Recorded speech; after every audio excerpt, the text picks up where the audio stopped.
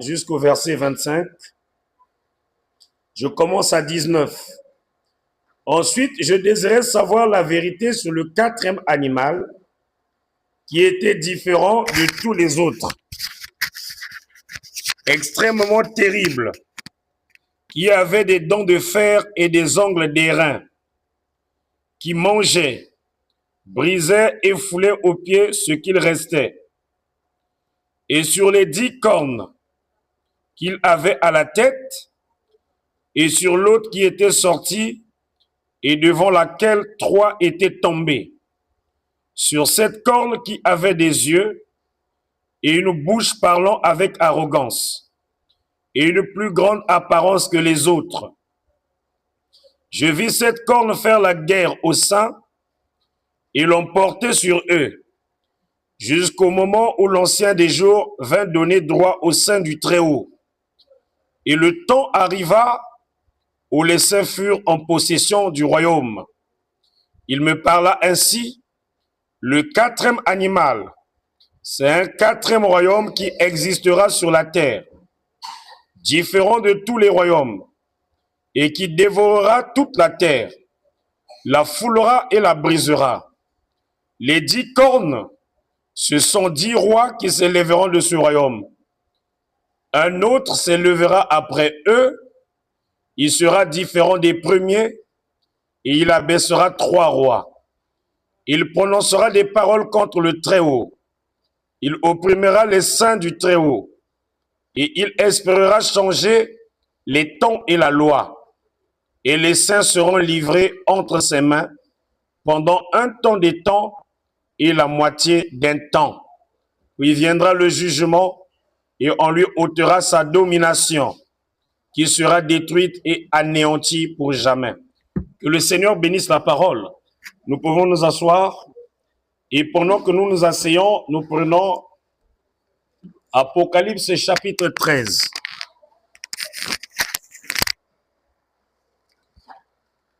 Apocalypse chapitre 13,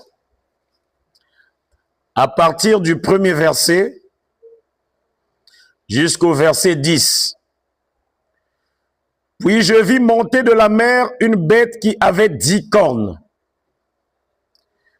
et 7 têtes, et sur ses cornes 10 diadèmes, et sur ses têtes des noms de blasphème. La bête que je vis était semblable à un léopard, ses pieds étaient semblables, étaient comme ceux d'un ours, et sa gueule comme une gueule de lion. Le dragon lui donna la puissance et son trône, et une grande autorité. Et je vis l'une de ses têtes comme blessée à mort, mais sa blessure mortelle fut guérie. Et toute la terre était dans l'admiration derrière la bête. Et ils adorèrent le dragon parce qu'il avait donné autorité à la bête. Ils adorèrent la bête en disant qu'il est semblable à la bête et qui peut combattre contre elle. Il lui fut donné une bouche qui proférait des paroles arrogantes et des blasphèmes. Il lui fut donné le pouvoir d'agir pendant 42 mois. Et elle ouvrit sa bouche pour proférer des blasphèmes contre Dieu, pour blasphémer son nom et son tabernacle, et ceux qui habitent dans le ciel. Il lui fut donné de faire la guerre aux saints et de les vaincre. Il lui fut donné autorité sur toute tribu, tout peuple, toute langue et toute nation. Et tous les habitants de la terre l'adoreront, ce dont le nom n'a pas été écrit dès la fondation du monde, dans le livre de vie de l'agneau qui a été immolé. Si quelqu'un a des oreilles, qu'il entende. Si quelqu'un mène en captivité, il ira en captivité. Si quelqu'un tue par l'épée, il faut qu'il soit tué par l'épée. C'est ici la persévérance et la foi des saints. Que le Seigneur ajoute la bénédiction à la parole. Nous allons enregistrer encore un message, comme je vous l'avais dit. Nous sommes pratiquement ici, plus pour des enregistrements. Et le message que nous allons enregistrer ce soir est un message si capital pour la suite de tout ce que nous allons voir. C'est un sujet très important, un très bon sujet, et nous n'aimerons pas manquer cela. Alors, je vais l'intituler « La chronologie selon la science et la Bible ». La chronologie selon la science et la Bible. Nous sommes en train d'aborder certains sujets très capitaux et je crois que il nous faut étudier la chronologie, le calendrier pour essayer d'harmoniser les choses. Dans Daniel chapitre 7 que nous avons lu au verset 25, on est en train de nous parler de la petite corne qui est censée changer les temps et la loi. Voilà pourquoi nous sommes dans l'obligation d'étudier la question du temps. Le temps selon la Bible, le temps selon la loi ou selon la science. Le calendrier selon la Bible et le calendrier selon la science. Cela va nous aider. Cela va nous donner un très bon départ sur ce que nous sommes en train d'aborder. Quand vous écoutez les hommes de Dieu, les églises, les évangélistes et ainsi de suite, on nous dit que le monde aujourd'hui, depuis la création d'Adam jusqu'à l'époque où nous vivons, date de 6000 ans environ. On nous dit, d'Adam jusqu'à aujourd'hui, ça fait 6000 ans que l'homme est sur la terre. Et quand nous comparons cela aux données scientifiques et aux données archéologiques, nous avons une très grande contradiction. C'est comme si la Bible est en train de se contredire avec la science. Et beaucoup de gens à tort, la Bible a raison, certains disent que la science a raison et la Bible a tort. Voilà pourquoi nous devons essayer d'en donner la précision et je crois que cela nous aidera à situer notre origine, l'origine de l'humanité, situer les dieux dont nous sommes en train d'étudier dans la Genèse. C'est très important, c'est très capital, chers amis. Nous allons découvrir à quelle époque, à quelle période, les dieux dont nous avons lu dans la Genèse, plus précisément dans Genèse chapitre 3, le verset 5, à quel moment ces dieux ont existé, à quel moment l'homme noir est venu sur la terre, à quel moment l'homme blanc est venu sur la terre. Déjà en passant, nous allons lire quelque chose de la part des scientifiques. C'est si capital ce que nous abordons, très important. Bien, je vais un peu sur l'Internet. Nous allons essayer de découvrir un peu l'Internet. Qu'est-ce qui nous est dit sur l'existence, par exemple, de l'homme blanc sur la Terre? Des études en paléogénétique confirment que la peau claire, caractéristique des populations européennes modernes, est un trait évolutif récent, apparu il y a environ 8000 à 10 000 ans. Il y a 8500 ans, les chasseurs-cueilleurs européens avaient la peau pigmentée, brune, voire noire. La dépigmentation s'est diffusée via des vagues de migration, notamment des fermiers du Proche-Orient et des éleveurs des steppes. Ici, on est en train de nous dire que c'est récemment que la race blanche est apparue sur la terre. Que quelqu'un me dise un amen. On nous dit que cela date d'environ 8000 ans à 10 000 ans.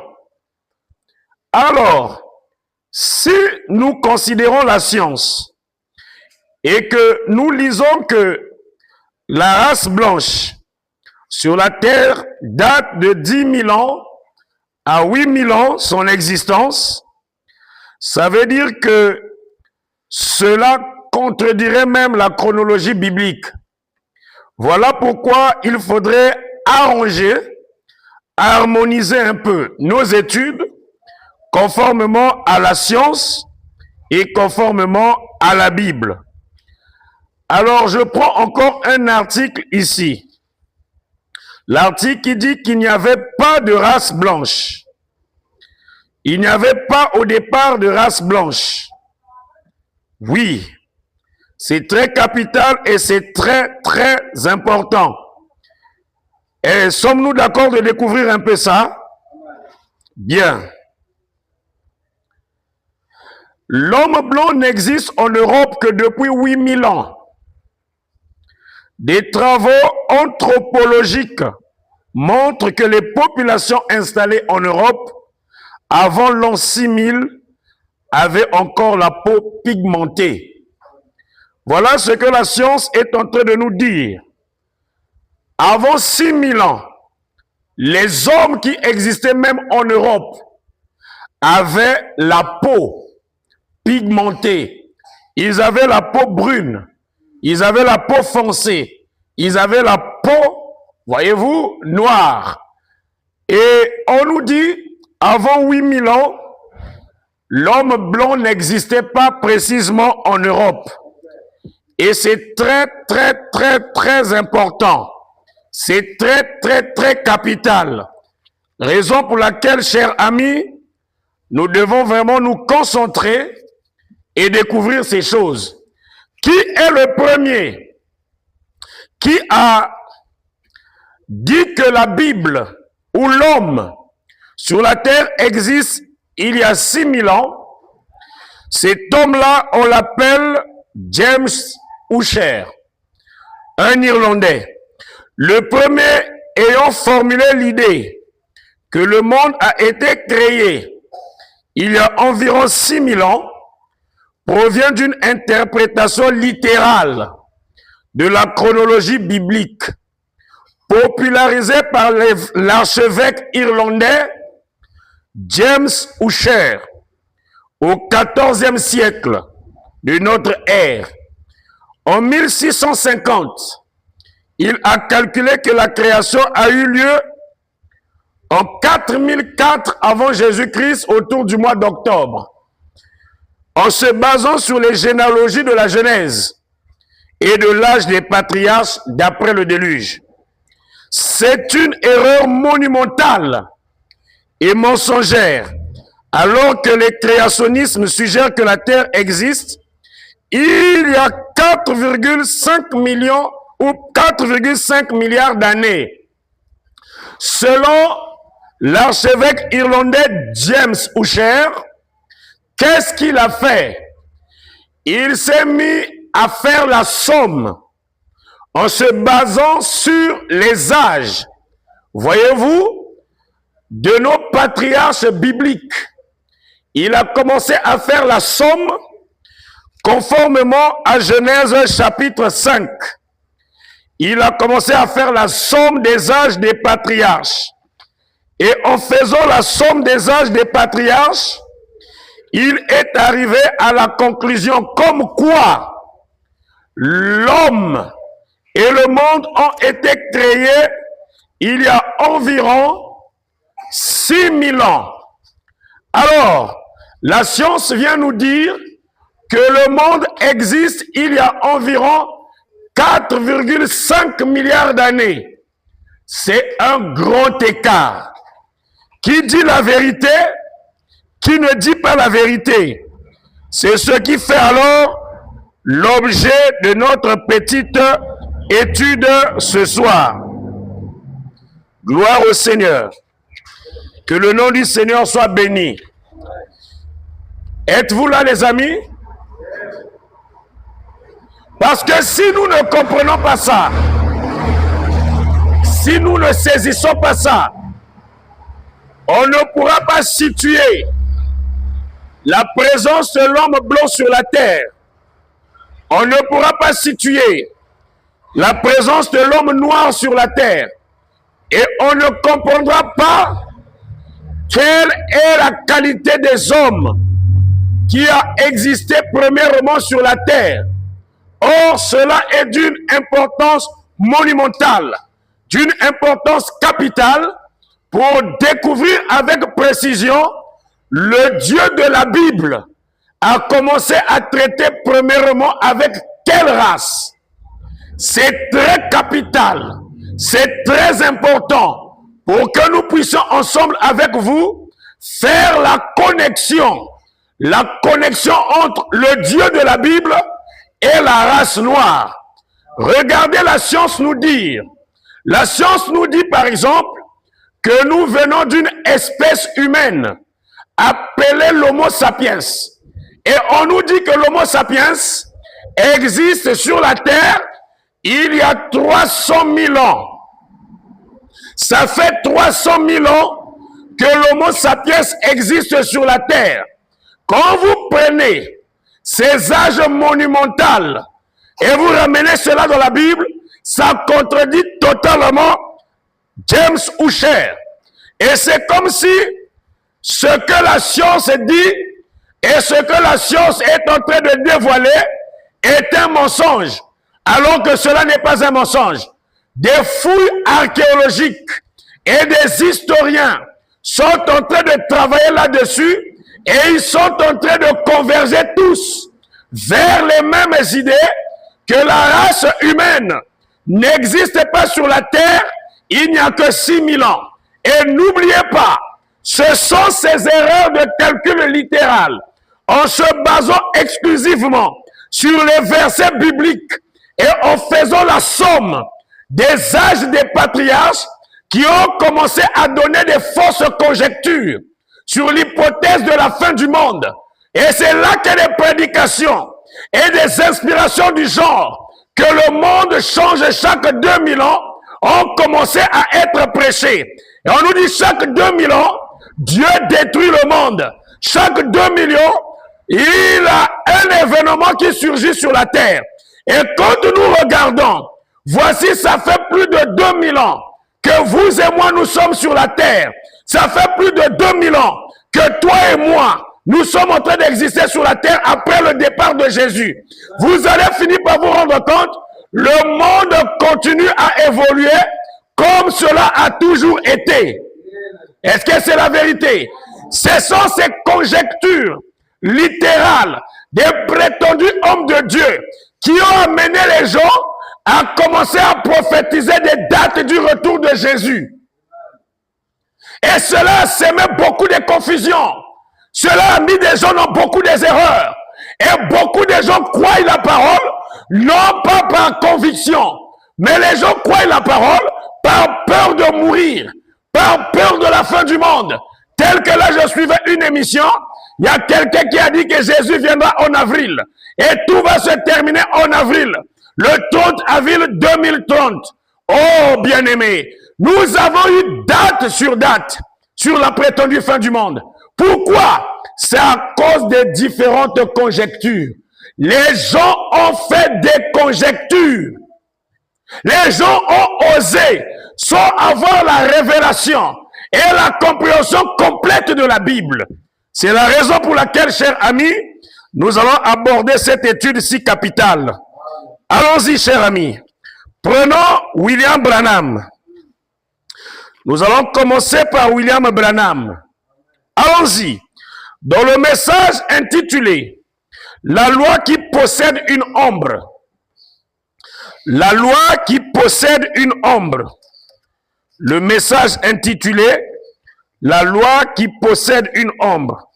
Découvrons un peu ce que William Branham dit là-dedans. Dans le message intitulé La loi qui possède une ombre. Allons-y. Qu'est-ce qu'il nous dit? Bien. C'est très important. Au paragraphe 13. C'est prêché le 21 juin 1956. Et nous savons que les gens de la race noire, les gens de couleur, viennent. Leur terre d'origine est l'Afrique. William Branham nous dit, l'homme de couleur, l'homme de la race noire, sa terre d'origine est l'Afrique. Tout comme l'homme jaune vient de la Chine. L'anglo-saxon ou le blanc vient de l'Irlande, de l'Angleterre et ainsi de suite, de la Suède. Quand ils se sont séparés en Éden, ou plutôt à Babylone, certains d'entre nous sont descendus jusqu'à dans les pays chauds et certains sont allés dans les pays au climat tempéré. Et d'autres sont allés tout là-haut au nord.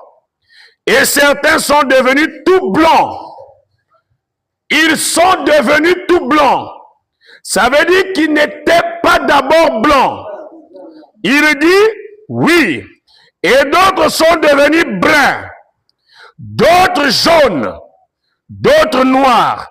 Mais ils sont tous sortis d'un seul sang. Et c'était Adam. Et nous vous avons rappelé que le mot Adam veut dire humanité. Ce n'est pas le nom d'un seul être humain. Adam veut dire humanité ou genre humain. En hébreu, c'est Adama, qui veut aussi dire terre. Mais dans ce contexte ici, Adam veut dire humanité ou genre humain ou encore la race humaine. Dieu a fait d'un seul sang toutes les nations. Tout homme, le noir, le jaune, le brun, le blanc. Si vous faites une transfusion du plasma, c'est pareil. Exactement pareil. La couleur de la peau des gens est tout simplement due au climat. Je puis entendre un amen. William Branham nous dit, la couleur de la peau des hommes est tout simplement due au climat. Et c'est ce que nous allons étudier. C'est ce que nous allons poursuivre. J'aime la parole. Qui aime la parole comme moi? Qui aime le Seigneur? Merci. Je prends le message. Bien. Question et réponse numéro 2. Du 3 janvier 1954.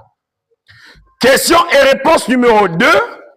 Du 3 janvier 1954. Paragraphe 153. Paragraphe 153.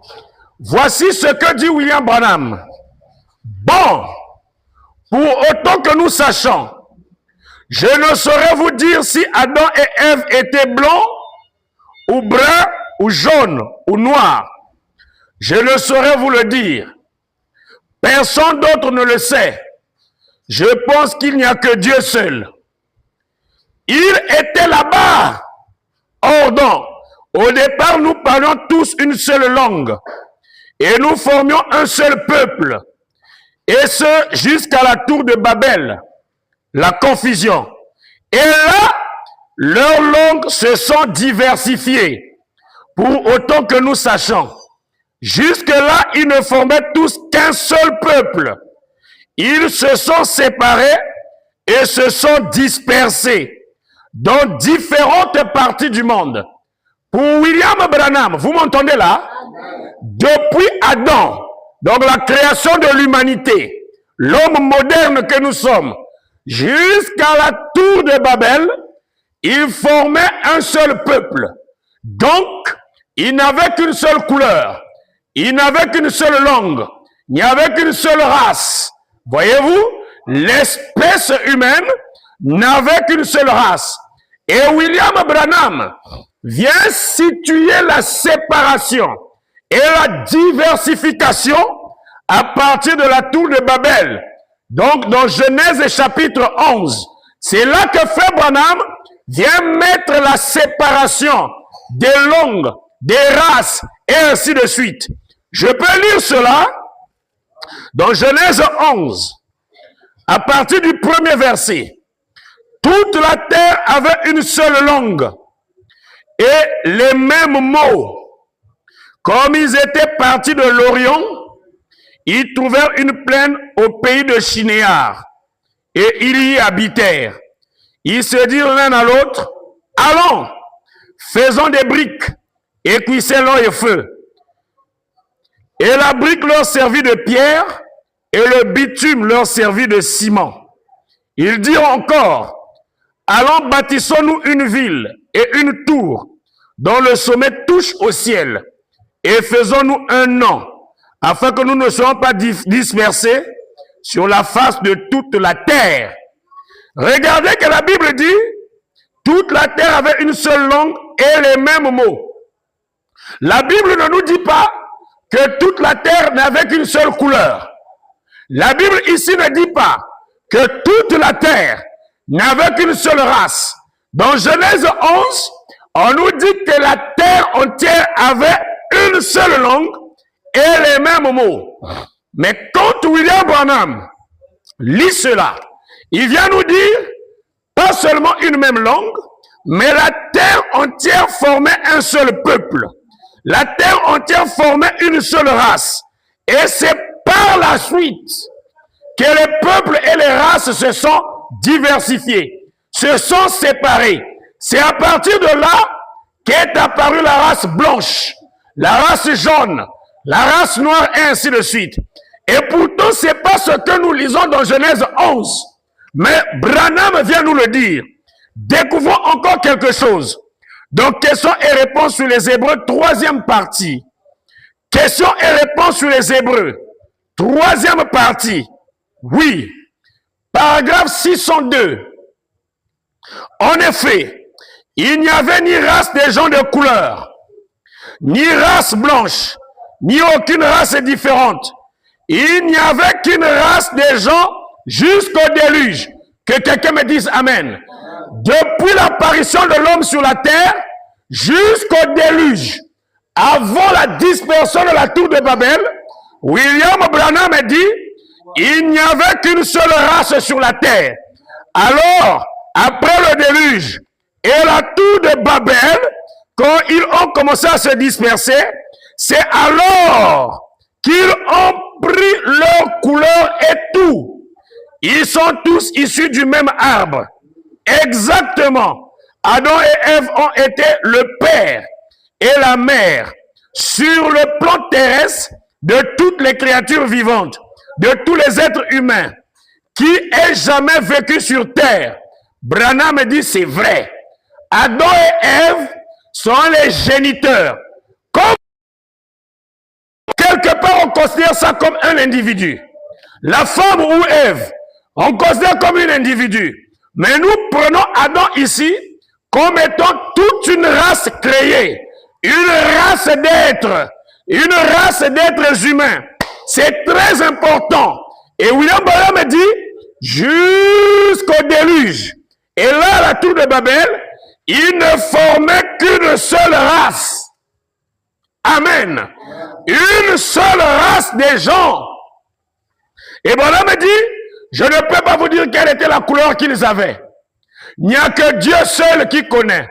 Mais attention, Dieu révèle sa parole, tantôt d'une manière, tantôt d'une autre.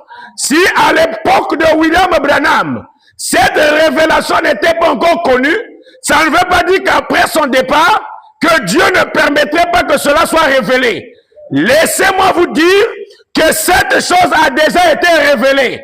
On connaît avec précision quelle était la couleur primordiale, quelle était la couleur initiale de la race humaine. Parce que des découvertes archéologiques, des découvertes stratigraphiques, des découvertes géologiques ont été faites. On a étudié des couches de terrain, on a étudié des fossiles, on a étudié des restes humains. les premiers squelettes qu'on a découverts dans des régions de la Terre, on a fini par les dater au carbone 14 et ainsi de suite. Selon des méthodes scientifiques, on a découvert que les premiers êtres humains étaient des Noirs originaires de l'Afrique. Or, cette révélation n'était pas encore connue du temps de William Branham. Voilà pourquoi, si nous ne nous arrêtons qu'aux brochures de William Branham, on ne pourra pas répondre à certaines questions. Mais l'esprit qui a utilisé frère Branham, je crois, continue à utiliser son peuple, continue à guider son église. Amen. Si nous pouvons déterminer la race initiale, vous allez comprendre avec quelle race, avec quel peuple l'Éternel Yahvé était d'abord en contact au départ. Et si vous déterminez ce peuple, vous allez comprendre que ce peuple a perdu son identité. Et si vous comprenez que ce peuple a perdu son identité et qu'on vous le révèle, ça veut dire qu'ils ne vont pas souffrir à se réapproprier leur identité et à rentrer de nouveau en contact avec la divinité. C'est très capital. Il semble que vous et moi, nous n'avons fait que hériter une religion qui vient d'ailleurs. On a hérité une religion qui vient des Juifs, une religion qui vient d'Israël.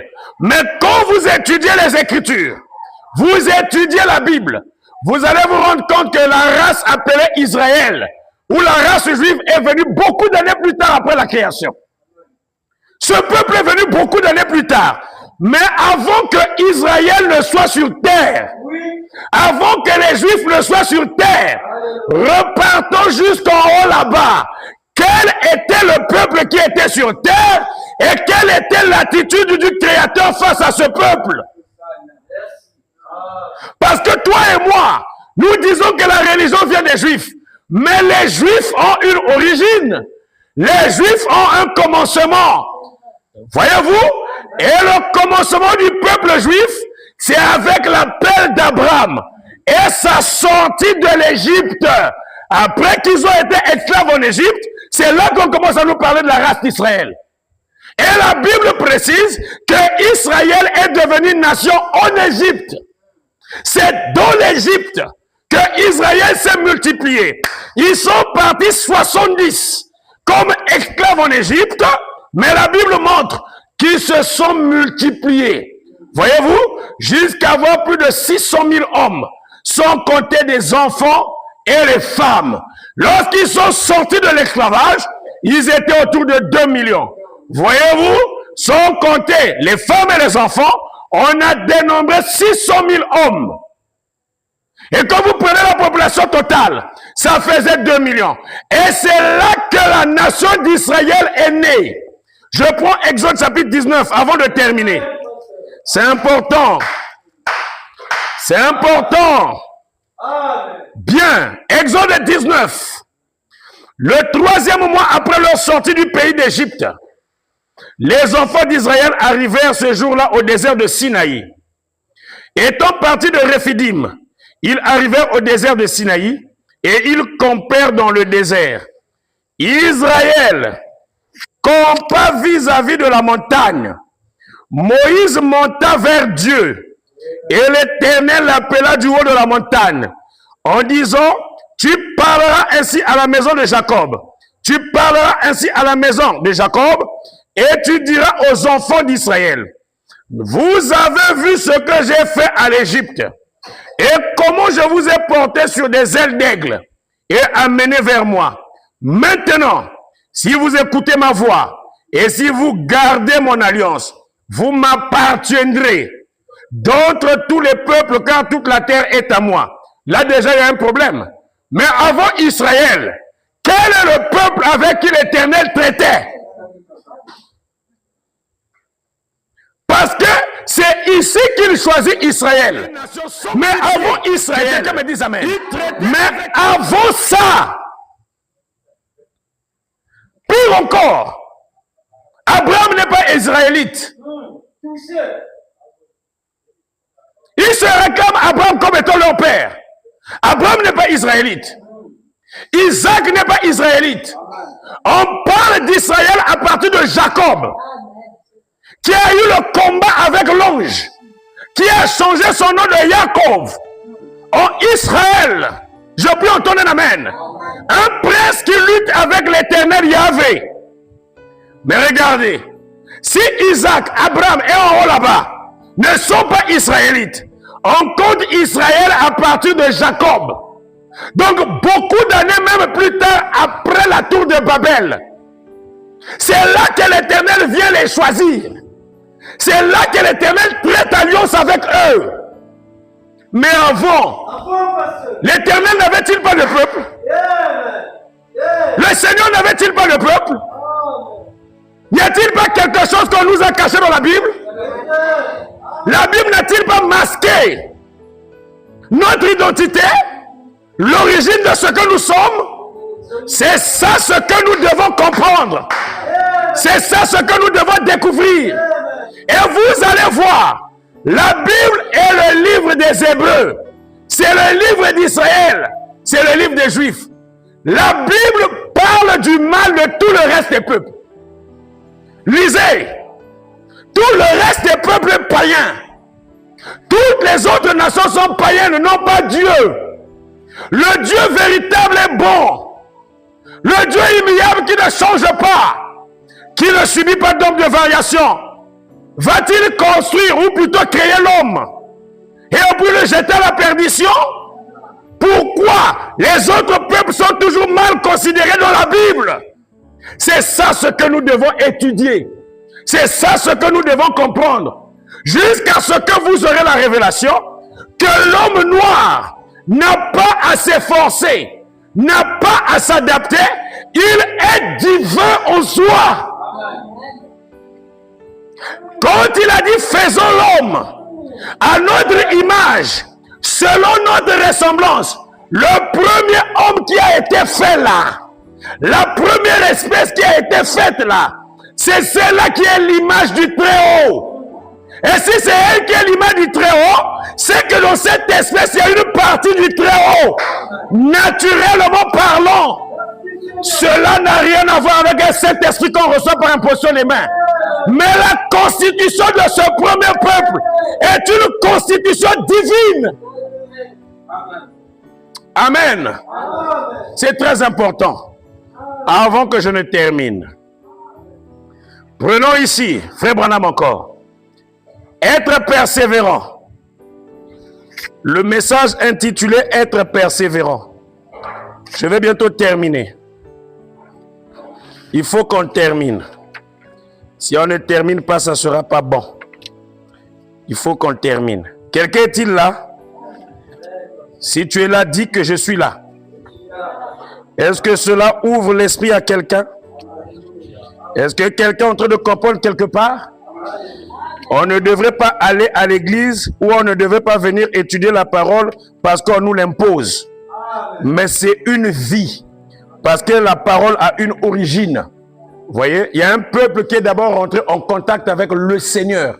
Le premier. Oui. Ce que le Seigneur est en train d'attendre, c'est que ce peuple-là se réapproprie son identité. Voilà, se rappelle exactement qui elle est. Que quelqu'un me dise Amen. Bien, allons-y. Paragraphe 42. Moïse, eh bien, était un homme de science.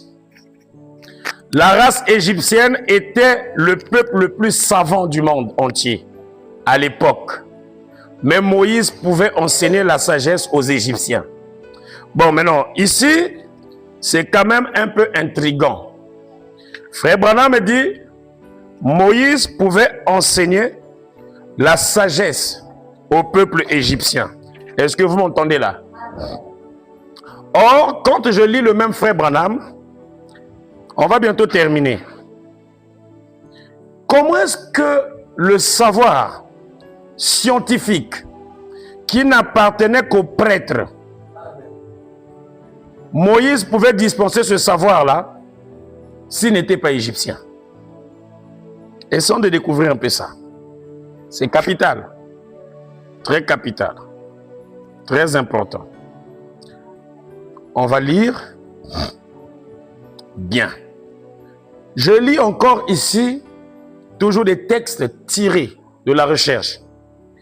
L'accès aux connaissances sacrées dans l'Égypte antique était strictement limité à une élite initiée, principalement les prêtres, virgule, les magiciens, virgule, les pharaons et certains hauts scribes. Les scribes, c'est ceux qui recopient les textes. Formés dans les écoles des temples.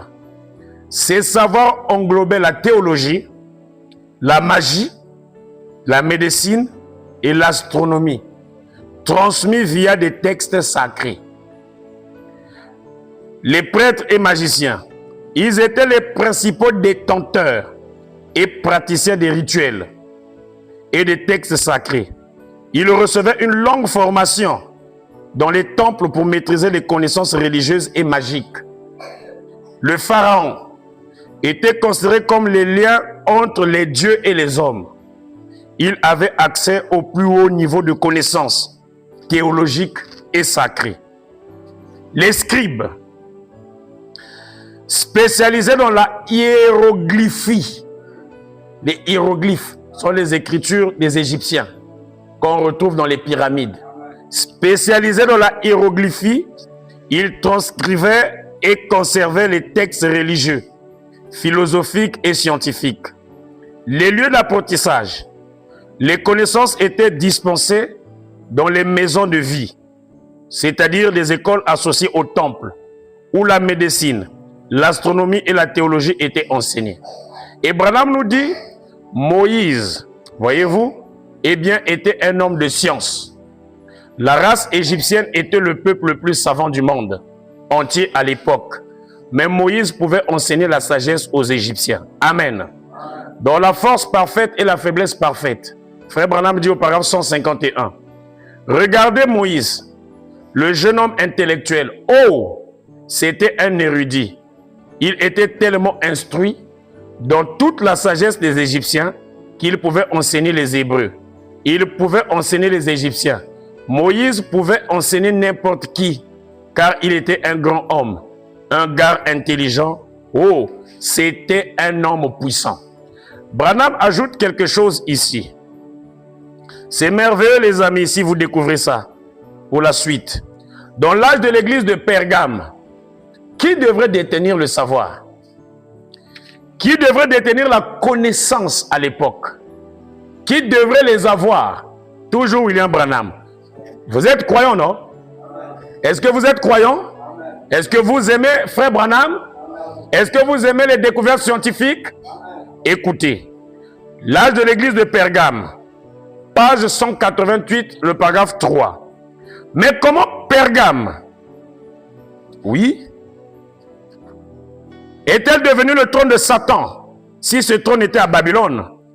Une fois encore, l'histoire nous donne la réponse. Branham, il dit, on dit que Babylone la grande, Pergame est devenu le trône de Satan. Mais comment Pergame est-il devenu le trône de Satan? Branham dit, l'histoire nous donne la réponse. Voyez-vous? Voilà pourquoi toi et moi aussi, nous sommes en train de galoper dans l'histoire. Aimez-vous l'histoire? Bien. Frère Branham dit, toujours dans l'âge de Pergame, page 182, paragraphe 2.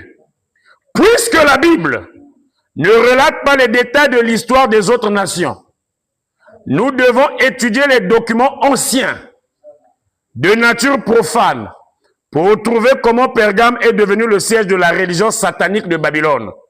À cet effet, les documents les plus utiles proviendront des civilisations de l'Égypte et de la Grèce. Donc nous devons étudier les documents historiques de l'Égypte et les documents historiques de la Grèce. Et même tous les documents historiques vraiment, comment est-ce que je peux dire, fiables, nous sommes en droit de les étudier. Et Branham dit, la raison en est que les sciences et les mathématiques avaient été transmises à l'Égypte par les Chaldéens, c'est-à-dire les Babyloniens, avant que l'Égypte ne les transmette à son tour à la Grèce. Or, puisque c'était les prêtres qui détenaient l'enseignement de ces sciences, et que ces sciences avait un rôle religieux. Nous voyons donc là par quel biais la religion babylonienne est montée en puissance dans les deux pays. Comment à Babylone, en Égypte, jusqu'à Pergame, la religion satanique de Babylone est montée en puissance. William Branham est en train de dire, c'est à partir des enseignements des prêtres. Or, ici, il nous dit que Moïse était très intelligent. Il avait étudié la sagesse égyptienne. Or, tu ne pouvais pas étudier la sagesse égyptienne, 1, si tu n'étais pas scribe, 2, si tu n'étais pas prêtre, magicien, et ainsi de suite. Je peux avancer dans le message l'expectative. Le paragraphe 31. L'expectative, 7 février 1961, paragraphe 31. Moïse était un grand théologien. Il avait appris toute la sagesse des Égyptiens. Eh bien, certainement, il n'y avait rien que Moïse ignorait. Eh bien, il en savait si long là-dessus qu'il pouvait enseigner ses maîtres. Il n'avait besoin d'aucune instruction. Il n'avait rien à apprendre, car il connaissait tout. Donc, tout le savoir égyptien, toute la connaissance égyptienne, Moïse la détenait. Moïse en avait. Maintenant, cette connaissance était inscrite où? Pendant que je termine. Aimez-vous le Seigneur? Aimez-vous la parole? Bien, ça va t'aider. Vous devrez savoir que ces connaissances, Moïse ne les a pas inventées. Moïse les a eues quelque part. Nous prenons la brochure « Lâche un type de Christ ». Lâche un type de Christ. Le paragraphe 66. Lâche un type de Christ. Le paragraphe 66. Bien. Les versets bibliques, la Bible de Dieu, que nous lisons et croyons aujourd'hui, indique que la fin est imminente. La Bible indique que la fin est proche. Le grand monde scientifique dit que la fin est en vue. Un autre grand poteau indicateur, Branham dit, le zodiaque sur le calendrier et ainsi de suite. L'astronomie et tout annonce que la fin est en vue. La pyramide déclare que la fin est en vue. Chacun de ces gros indicateurs dit que la fin est en vue. Nous sommes à la fin des temps. Que quelqu'un me dise Amen. Branham me dit au paragraphe 173. Et dans la grande pyramide qu'Enoch a construite, la grande pyramide qu'Enoch a construite, on a traversé la dernière chambre.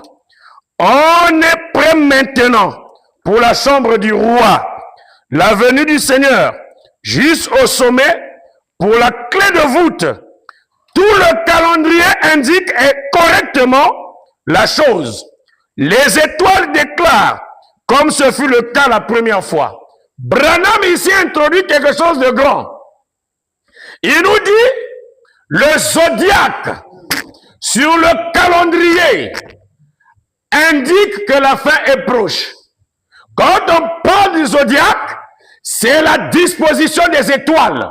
C'est l'emplacement des étoiles. Et William Branham reconnaît que le zodiaque est un calendrier. Que quelqu'un me dise un amen. Et voyez-vous, il ne s'arrête pas là. Il nous dit la grande pyramide. La grande pyramide. Qui sait que l'Égypte a des pyramides? Qui le sait? Branham dit la grande pyramide qui est en Égypte est aussi un poteau indicateur. Et aussi un calendrier. Et il nous indique même qui l'avait construite.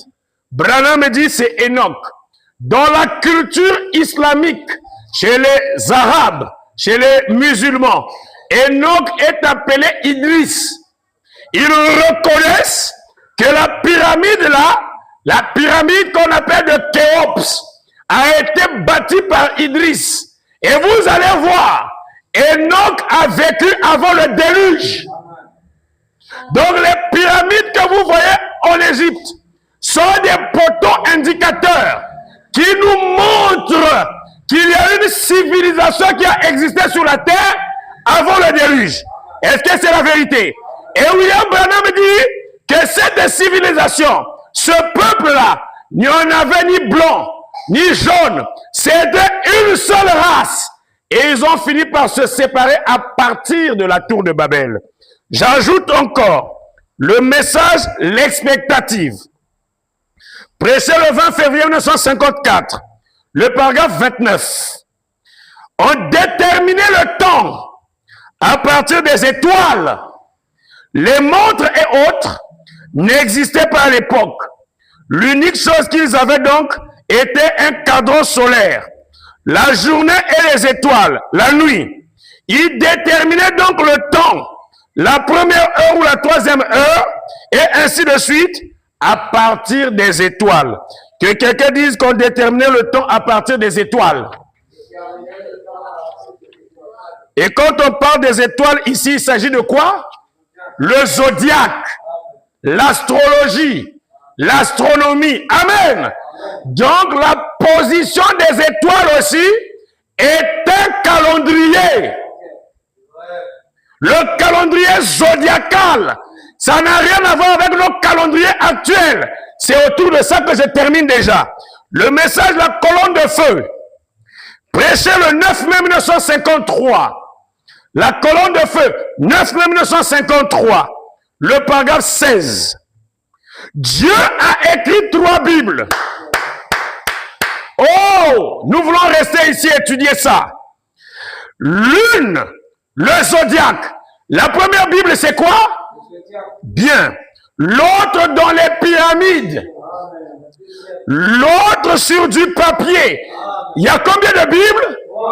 La première, c'est où? Le zodiaque, les étoiles. Branham dit c'est Dieu qui a fait ça. C'est Dieu qui a écrit ça. Il dit la deuxième Bible est où? La pyramide. Et l'autre est où? Sur papier. Est-ce que vous comprenez?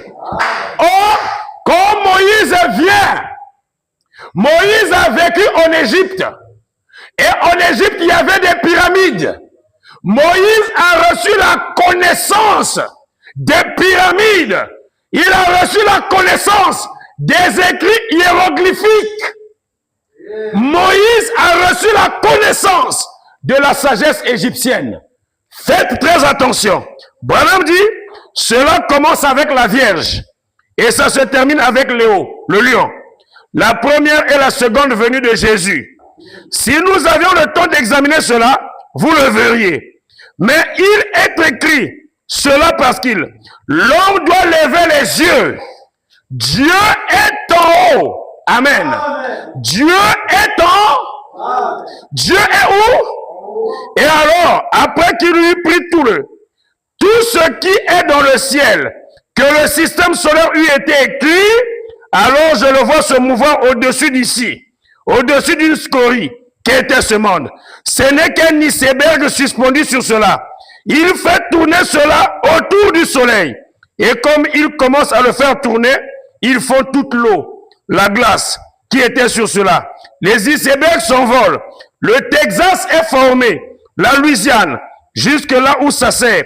Comme les chronologistes nous disent que les icebergs sont devenus le golfe et tout. C'est vraiment merveilleux. Frère Chris, j'ai vraiment terminé. Alors, les amis, ce soir, tu as découvert qu'il y a combien de calendriers? 3. La Bible aussi est un.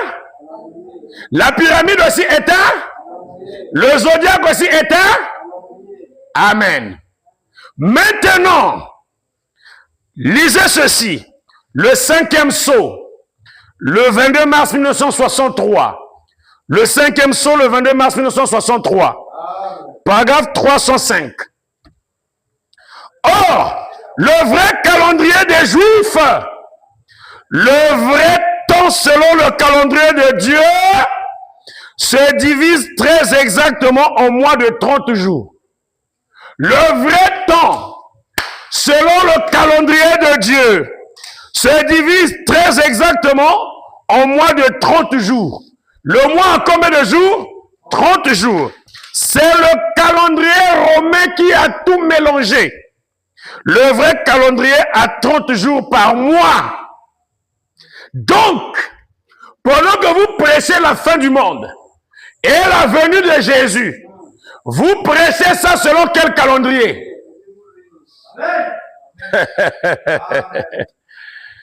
Voilà pourquoi James Ussher nous a foutu dans le pétrin. C'est là qu'on a divisé le monde. 2000 ans d'Adam jusqu'au déluge, 2000 ans du déluge jusqu'à Jésus, 2000 ans de Jésus jusqu'à nous. Et on a dit donc, autour de l'an 2000, ça sera la fin du monde. Et ça a foutu le boucan.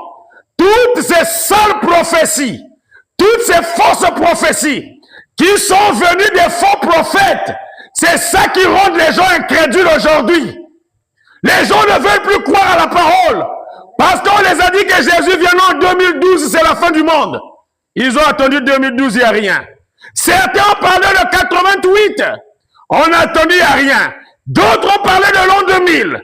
On a attendu, il n'y a rien. Certains ont parlé de 1914 avec les témoins de Jéhovah.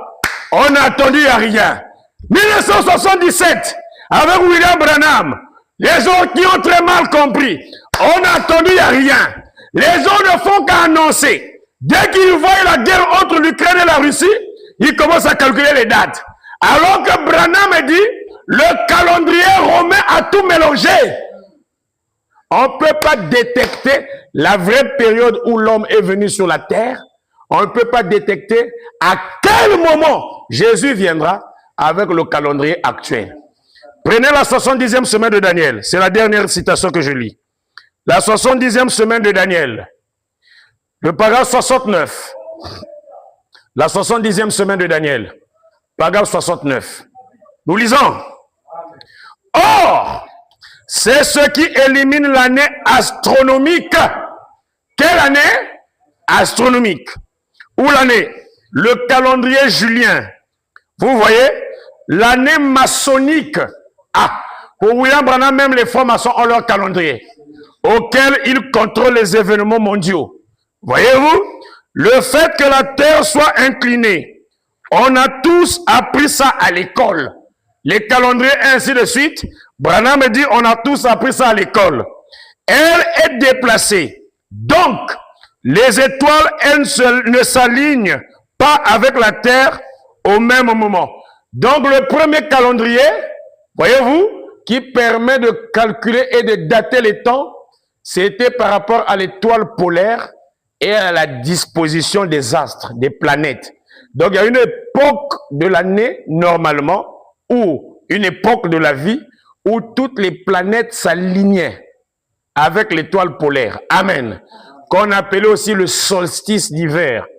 Voyez-vous? Le solstice du printemps. À ce moment-là, qu'est-ce qui se passait? C'est là qu'on commençait le calendrier zodiacal au mois de mars. C'est le printemps. Avec le calendrier des Européens, là où il y a l'hiver, l'automne, ainsi de suite. Le printemps, c'est la renaissance. C'est le début de la vie, le commencement de la vie. Et les étoiles, quand ça s'alignait à une certaine époque, c'est là qu'on avait fixé le premier calendrier.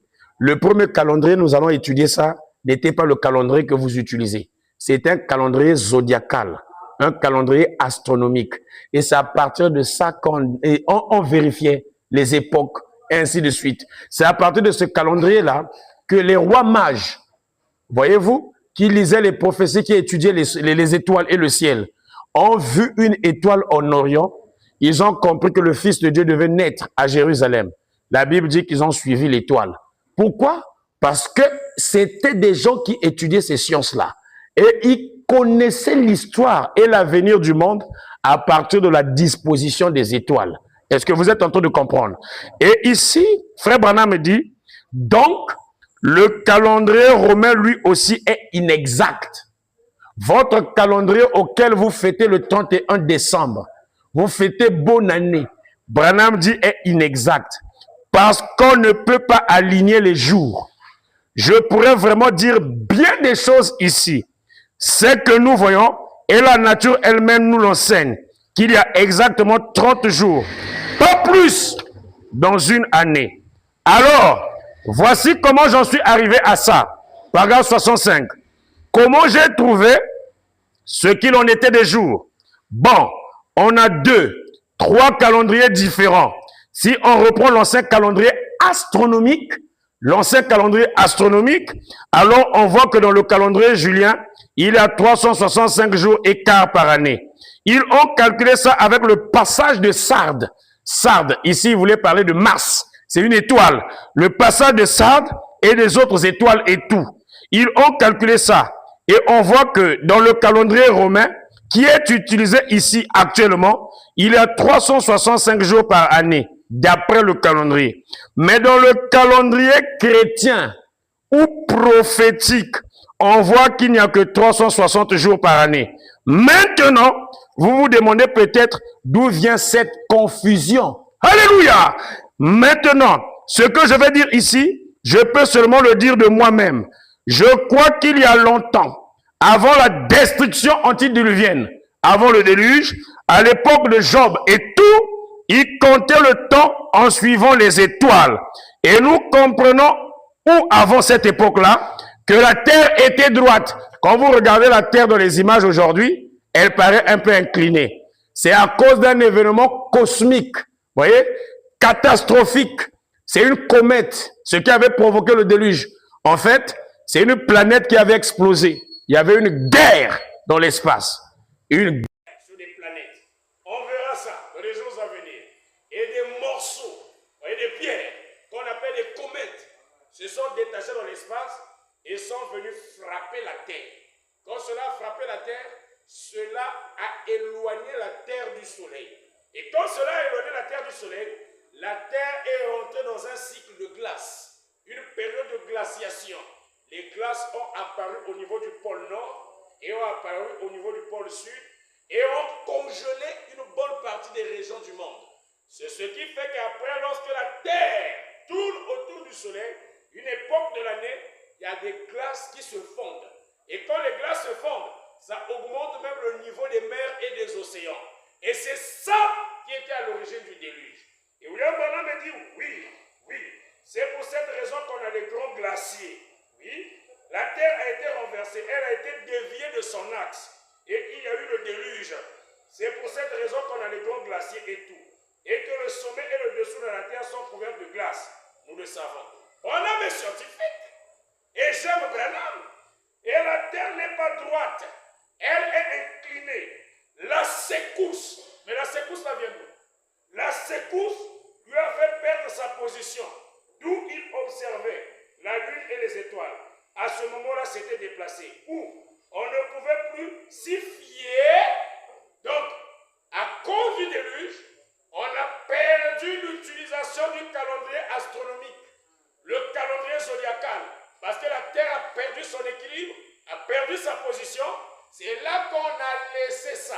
Or, à partir de la disposition des étoiles et du zodiaque, cela a permis d'ériger les pyramides sur la Terre. C'est là qu'on a commencé à utiliser les pyramides pour dater les époques, prédire les événements. Pourquoi? Parce que le calendrier astronomique ou zodiacal avait perdu son efficacité avec le déluge. Et Branham dit oui, où on ne pouvait plus s'y fier pour calculer le temps. Parce qu'on se penche d'un côté, elle est inclinée. Alors on ne tombe pas face aux étoiles en même temps. Parce qu'elle est de travers par rapport aux étoiles. Vous comprenez? Je crois que c'est comme ça. Elle se retrouve dans cet état-là, inclinée. Et tout ce que ça montre, c'est que maintenant c'est seulement une période dans le temps. Ne voyez-vous pas? Dieu ne peut pas avoir des choses qui sont de travers. Il laisse tout simplement ça comme ça pour un peu de temps. Et je crois réellement que c'est ça qui est arrivé. Branham nous montre qu'avant le déluge, on découvrira ça demain, le calendrier qui était utilisé était le calendrier zodiacal. Donc, l'âge d'Adam, qui est donné dans Genèse 5, l'âge d'Enoch, l'âge des patriarches, ce n'est pas selon votre calendrier là. Ce n'est pas selon le calendrier romain. Ce qui fait que quand les gens n'ont pas eu cette révélation, qu'ils ont fait tel âge, plus tel âge, plus tel âge, on a compris que d'Adam jusqu'au déluge, 6 ans, selon le calendrier actuel. Mais William Branham vient nous dire, avant le déluge, le calendrier qui